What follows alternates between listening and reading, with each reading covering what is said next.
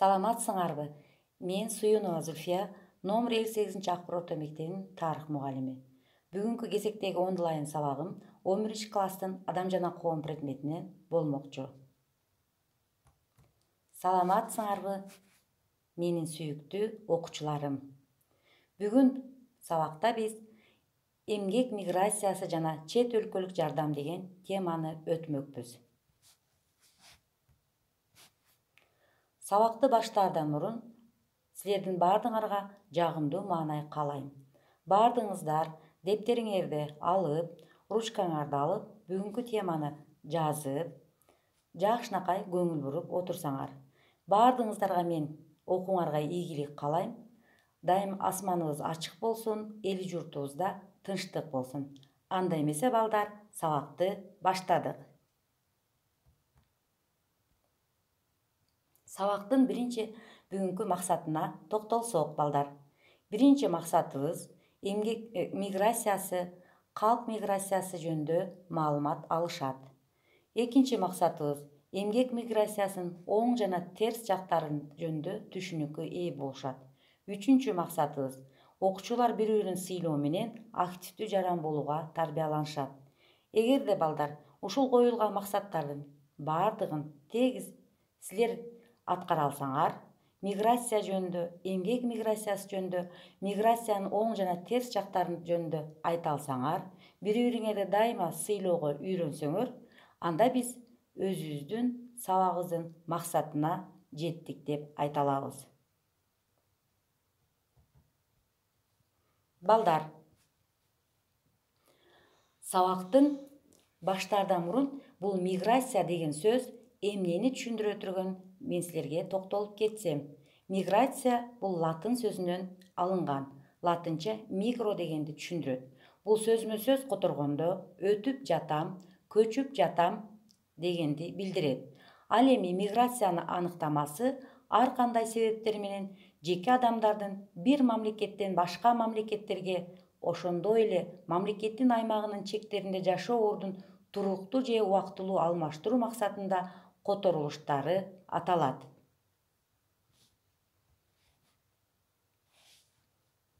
Бул жерде балдар калк миграциясы жөнүндө түшүндүрүп кетсем. Калк миграциясы калктын жер которуп башка жерге көчүшүн айтабыз. Ал эми көчүү өлкө ичинде болсо ички миграция деп аталат. Калктын ар кандай себептеринен кыска мөөнөткө өлкө ичинде же башка мамлекетке убактылуу көчүшү бул мезгилдүү миграция деп аталат экен. Бул жерде балдар миграция бул тема өтө чоң тема да балдар. Эми ушул окуучулар силерге мен мүмкүн болушунча ушул миграция темасын кыскартканга туура келди. Мындай орчундуу негизги жерлерин айтууга туура келди. Болбосо кыскартпасак биздин убактыбыз жетишпейт. Эми балдар силерге мен ушул калк көчүп кеткен жерлерде эмне болот? Мына ошолорду токтолуп айтсам. Калк көчүп кеткен жерде элдин саны азаят дейт. Ал эми барган жеринде көбөйөт. Чындыгында келгенде, мисалы, элет жериндегилер шаарга көчсө, элет жериндеги жарандардын саны азаят. Ал эми шаардыктардын саны көбөйөт. Ушул барган жеринде дейт, эмгек ресурстарын дейт, өлкө ичинде же мамлекеттер арасында бөлүшүүнө таасирин тийгизет дейт.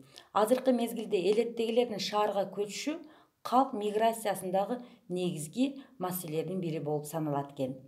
Эми мындай айтканда, көпчүлүк калк бардык жагдайлары жакшы болгон, бардык мүмкүнчүлүктүү бар жерге сөзсүз түрдө көчүп барууну каалашат.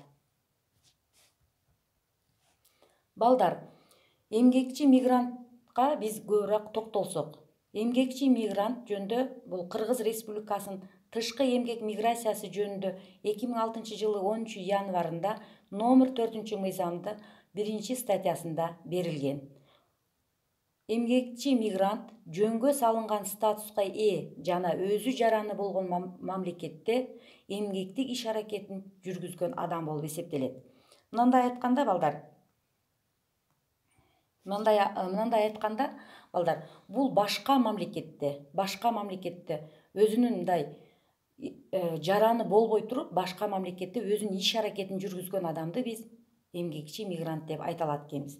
Бул жерде эмгектик иш аракет деген эмне экен? Мен силерге дагы кошумча бул жерде маалымат берип кетейин.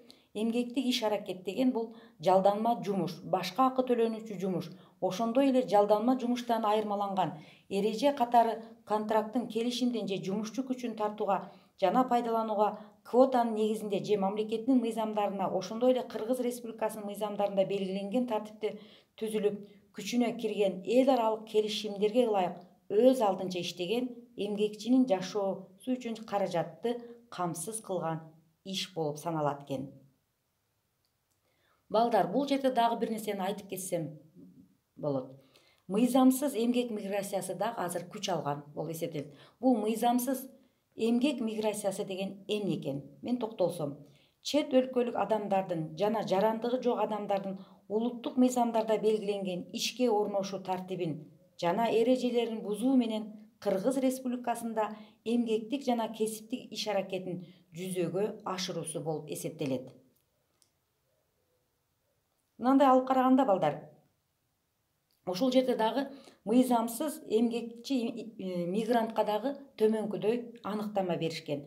Чет өлкөлүк жарандарга жана жарандыгы жок адамдарга карата улуттук мыйзамдарда белгиленген ишке орношуунун тартибин жана эрежелерин бузган болуп эсептелет экен. Балдар, ушул жерде мен силердин көңүлүңөрдү эмгек мигранттын ичинде аялдардын саны өскөнү жөнүндө мен силерге айтып өтсөм, акыркы жылдары эмгек мигранты болгон аялдардын саны өскөчө байкалууда. Алар Кыргызстандан барган мигранттардын дээрлик 40%-ын түзөт. Ошол эле учурда тажик жана өзбек аялдары өз мигранттарын 20%-га жетпегенин гана түзөт дейт. Мындай алып караганда, балдар, ушул жерден да биз жыйынтык чыгарсак болот. Кыргызстандан барган мигранттардын көпчүлүгү аялдар экен. Миграциялык процесстер Кыргызстандагы баардык аялдарга таасир этсе да ал процесске көпчүлүгүндө 20 жаштан 40 жашка чейинки аялдар тартылууда дейт. Мындай цифраны, статистикалык цифрага карап туруп, балдар, бир жагынан өкүнүп кетебиз да.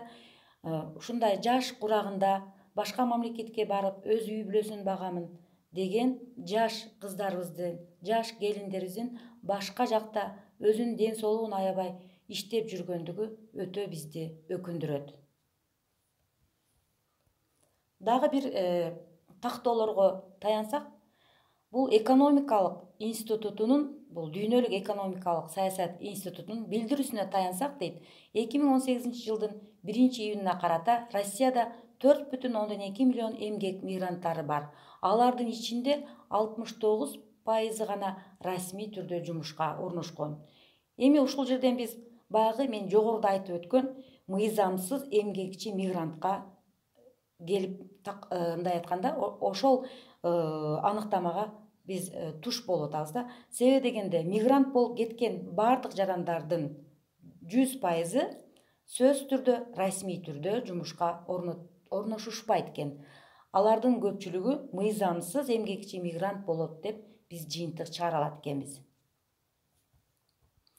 Эмне үчүн, балдар, эмне үчүн өзүңөр да көпчүлүгүңөрдүн үй бүлөңөрдө, көпчүлүк үй бүлөдө азыр Кыргызстанда көпчүлүгү чет мамлекетте ата-энеси, агасы, эжеси, апасы, ушул туугандары башка мамлекетте мигрант болуп жумушта жүрүшөт.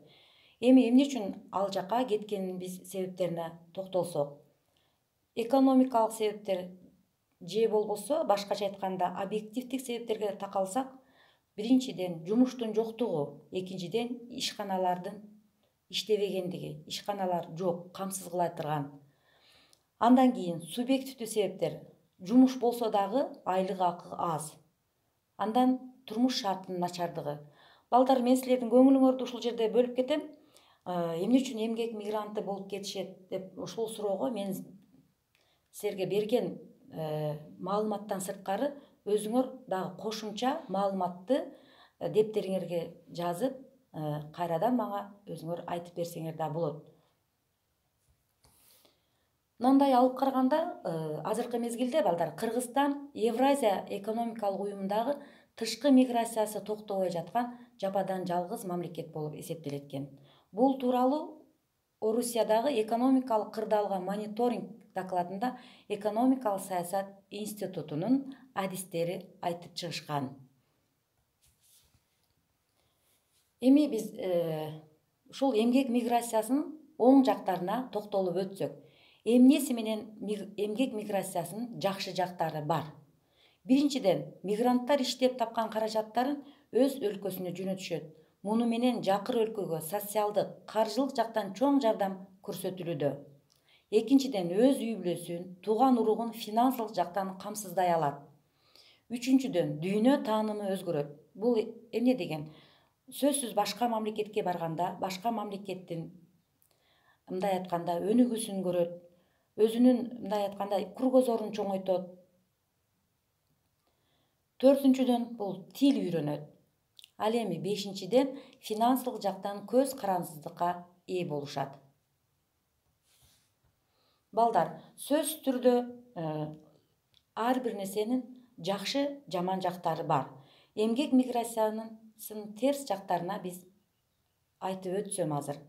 Биринчи, 90% жакын чукул эмгек мигранттарынын жаш курагы 25-64 жаштын ортосунда. Ушундан улам айрым өлкөлөр калктын ишке жарамдуу катмарын жоготуп жатканын көрүүгө болот. Бул алардын экономикасына жагымсыз кесепеттерди тийгизиши мүмкүн. Эмгек мигранттарынын 68% өнүккөн өлкөлөрдүн үлүшүндө.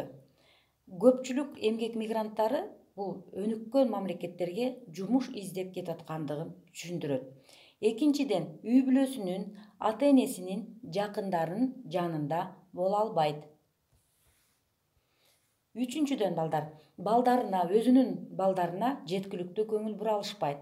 Эми башка мамлекетте жүргөндөн кийин алардын укуктары толук сакталбайт. Ата-энеси алыста жүргөндөн кийин эмгек мигранттарынын балдарынын жаш өспүрүмдөрдүн арасында зордук зомбулук, суицид көбөйөт. Ден соолугуна ошо эмгек мигранттарынын ден соолугуна зыян келет. Бардыгы эле жакшы жумуш таба бербейт да, ал жакта оор жумушта иштеп жаткан мигранттарыбыз толтура.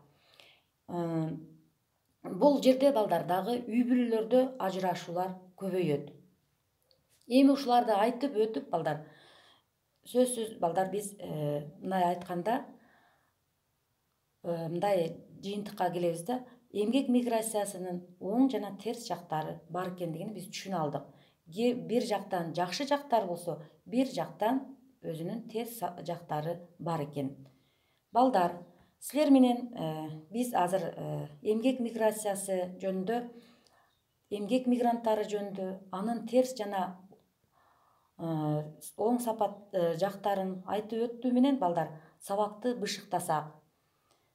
Мен силерге сабакты бышыктоо үчүн төмөнкүдөй суроолорду берем. Биринчи суроом, миграциянын оң жана терс жактарына эмнелер кирет? Мен айткан азыр сабакта берген маалыматтан сырткары өзүңөр кошумчалап дептериңерге жазсаңар болот. Экинчи суроом, миграциянын кандай түрлөрү бар? Аны жогоруда мен айтып өттүм. Андан сырткары өзүңөр дептерге дагы кошумча информация, маалыматтарды жазсаңыздар болот. Балдар, жогорудагыларды айтып өтүп, эмгек миграциясы жөнүндө айтып, мен сиздерге төмөнкүдөй тапшырма бергим келди. Эмгекчи мигрант деген темада эссе жазып келсеңиздер. Себеби дегенде азыр бул эмгекчи мигрант, миграция бул темасы бул дүйнө жүзүндө бир гана Кыргызстанда эмес, бүтүндөй дүйнөдөгү көйгөйлүү маселе болуп эсептелет. Башка мамлекетте иштеп аткан жарандарыбыздын укуктары дайыма сакталабы? Алардын үй бүлөлүк абалы кандай? Кандай таасирин тийгизет өзүнүн жашоосуна? Мына ушундай маалыматтарды кошуп, өзүңөр эссе жазсаңар болот. Балдар, мен силер менен азыр коштошомун. Кийинки сабакка чейин эсен аман туруңуздар. Мен сиздерге ишенем, окуучуларым. Сиздер тапшырмаларды эң жогорку деңгээлде аткара аласыздар. Бүгүнкү сабакка көңүл бурганыңыздарга чоң рахмат айтмакчымын.